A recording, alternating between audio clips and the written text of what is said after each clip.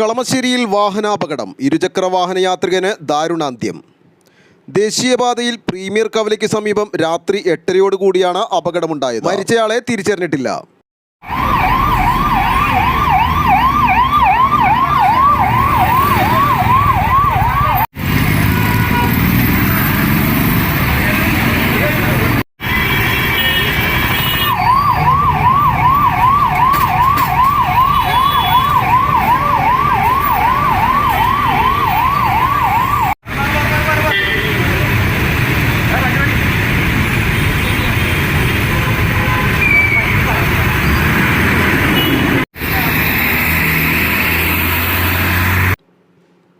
ഇടപ്പള്ളി ഭാഗത്തു നിന്നും ആലുവ ഭാഗത്തേക്ക് പോവുകയായിരുന്ന ഇരുചക്ര വാഹനത്തിൽ ലോറി ഇടിച്ചാണ് അപകടമുണ്ടായത്.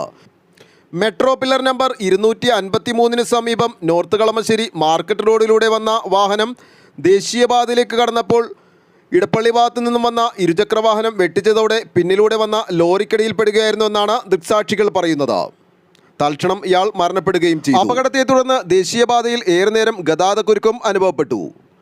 ഉടൻ പോലീസും ആംബുലൻസും സ്ഥലത്തെത്തി. നാട്ടുകാരും ചേർന്ന് മൃതദേഹം കളമശ്ശേരി മെഡിക്കൽ കോളേജിലേക്ക് മാറ്റി. ചേർത്തലയിലെ മേൽവിലാസത്തിലെ ഒരു ഡ്രൈവിംഗ് ലൈസൻസും ലഭിച്ചിട്ടുണ്ട്. ഇതുമായി ബന്ധപ്പെട്ടുള്ള നടപടിക്രമങ്ങൾ പോലീസ് നടത്തിവരുന്നു.